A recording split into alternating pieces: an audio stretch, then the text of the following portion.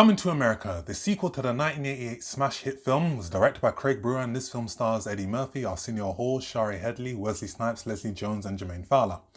In this sequel we discover that Akeem has actually sired a son, and along with his good friend Semi, he must travel to America to locate his son and return him back to Zamunda so that his son can inherit the throne. As always guys, thank you for supporting this channel. Please keep on supporting it. If you are new to this channel for the very first time, I want you to hit that subscribe button so you can follow this channel. Hit that alarm bell as well so you can get notifications from me when my videos going to be uploaded. Give this video a like and help share this video as well. Coming to America, the 1988 classic, easily is one of my favourite films from Eddie Murphy and is up there as one of his best. Everything about that film screamed classic. It has so many memorable moments, so many quotable lines. The film was incredibly funny. It had great performances, great direction, great musical score, and the cameo appearances where we see Arsenio and Eddie play different characters was the high point for me. The film was just magical and it ended perfectly. So when I learned that they were going to do a sequel, I was a bit apprehensive because my whole thing is when something has been done that well, why would you want to do a sequel to it? And in some cases, a sequel can work and it cannot. And unfortunately, in Coming to America's case, it doesn't. I have never been more deflated and disappointed in a movie than I was with Coming to America. This film is not a sequel. Everything that made the first film so great, they have taken it and they've put it into the sequel.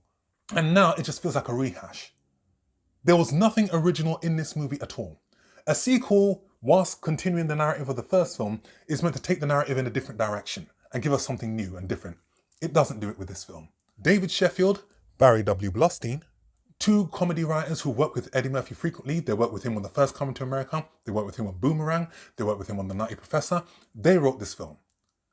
Along with Kenya Barris, who worked on Blackish, these three great comedy writers, you thought they would have come up with something better than this, but they didn't. This film is billed as a comedy and unfortunately, there is nothing funny in this film at all. 99% of the jokes in this movie fall flat. You can tell that Coming to America drew inspiration from Black Panther.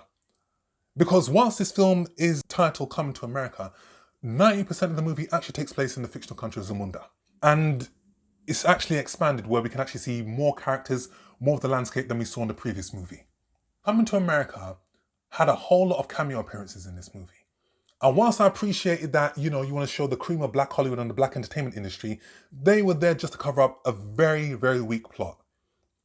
You have musical icons like Gladys Knight, En Vogue, Salt and Pepper. There's a cameo appearance from Morgan Freeman, Trevor Noah, to name a few. This film was directed by Craig Brewer, and Craig Brewer worked with Eddie Murphy, My Name is Dolomite.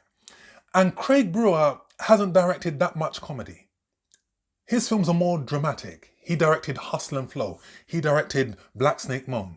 What made the first Coming to America so magical and so brilliant is that it had an experienced comedic director in John Landis. John Landis directed some of the most iconic 80s comedies ever. Animal House, The Blues Brothers, Trading Places, Three Amigos, Spies Like Us. And he brought all that comedic experience to Coming to America. And that is what made that film so special. Another thing about Coming to America, the sequel, is that it's actually rated PG. And that is not necessarily a bad thing. Sometimes, when a film drops a certificate, doesn't mean to say that it's going to be bad. Terminator 1, released in 1984, was 18. Terminator 2 Judgment Day was 15. But Terminator 2 Judgment Day, fantastic. Hailed by many to be the greatest sequel ever made and one of the greatest films ever made. And they've made a script that is for today's times, where they were talking about cancel culture. They were talking about gentrification. They were talking about the roles of women and sexist society in terms of how only a man can inherit the throne and not a woman. Some of the sequences in this film lost their edge. The barbershop sequences, as hilarious as they were in the first film, they felt tame in this film. And a lot of the magic in the first film has been lost in this film. And I don't know whether Coming to America was being self-deprecating, but there was one line in the film where Lavelle, who plays Akeem's son, and a lady called Mirembe, they're talking and they're talking about movies and they're talking about classics and how some films shouldn't be remade, some films should have a sequel. God damn, if you could only hear yourselves, because this is so apt for Coming to America. Let's talk about the performances. The only high point, performance-wise, for me was Wesley Snipes as General Izzy. It was good to see him in a comedic role. He hasn't done comedy in a very long time, but he showed that he's very funny. Eddie Murphy's performance as Akeem. Eddie Murphy, hands down one of the greatest entertainers to ever do it. But I found his performance to be very lazy. Here, He's not playing Akeem, he's more in a role of T'Challa from Black Panther. And he just wasn't funny. And he's been funnier than that. And the charm and the edge has been lost, just like it was in Beverly Hills Cop 3. Whereas in the first 2 Beverly Hills Cop films, he was funny, he was charismatic.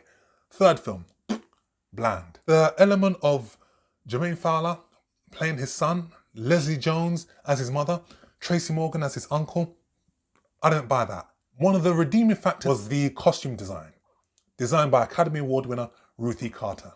The costumes were fantastic and beautifully put together.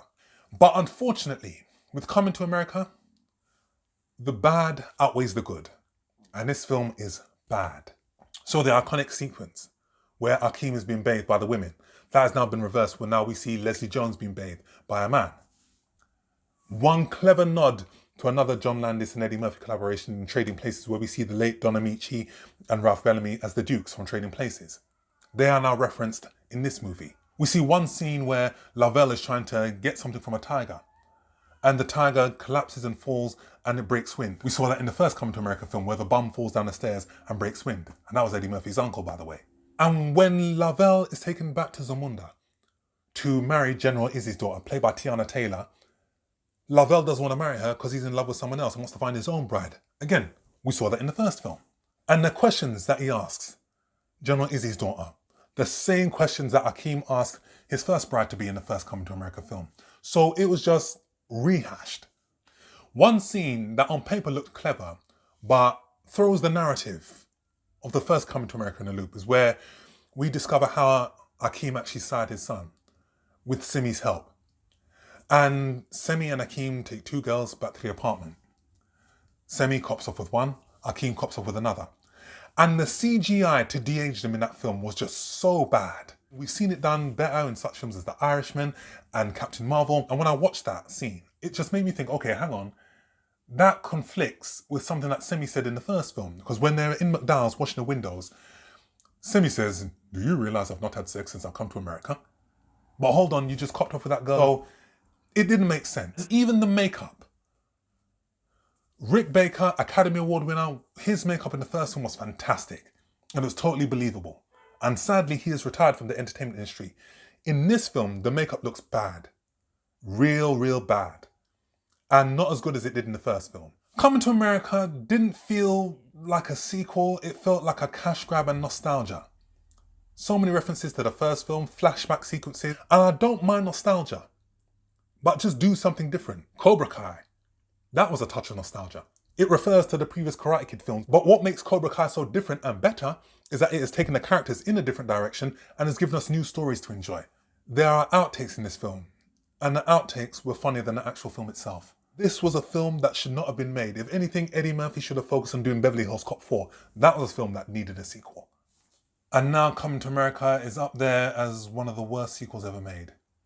Up there with Batman and Robin, Grease 2, Independence Day Resurgence, Kick-Ass 2, A Good Day to Die Hard, and I will give this film 3 out of 10. And I think that has to be the lowest score I've ever awarded a film since I've been doing my reviews. So guys, that's my review. As always, thanks for supporting this channel. Please keep on supporting it. I want you to hit that subscribe button so you can follow this channel. Hit the alarm bell as well so you can get notifications from me when my video is going to be uploaded. Help give this video a like as well. Share this video as always. Have you seen Coming to America, the sequel? What do you think about it? Comment down below and I shall see you all in the next film review. Take care.